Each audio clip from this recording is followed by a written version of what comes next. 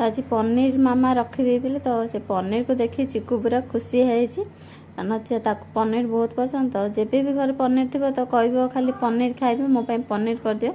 तो आज देखी पूरा खुशी है कौन दोनों मुझे काटिदेवी मुझे तू सियाड़ जा कौन खाइबू कह पनीर ना कहला पनीर तरकारी कर दे मुझे खाइबी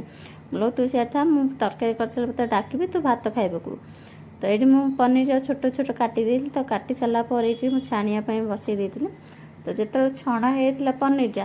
तो गोटे ठंडा पानी रखीदे कारण ठंडा पानी रखीदे पनीर पूरा स्मूथ हो तो ये मुझे पनीर छाणिकी रखीदे तो मसला बाटे तो मुझे जाइए पिलानू खुआवाई तो पिलानू खुआ भितर मामा ये तरकारी करदे तो से तरकारी करने भितर चिकू पूरा बारंबार अच्छी पचारे तरकारी है ना ना तो मुझे जेहेतु पनीर खाइबी तो मत पनीर पसंद ना तो से मोबाइल मसला हाथ करदे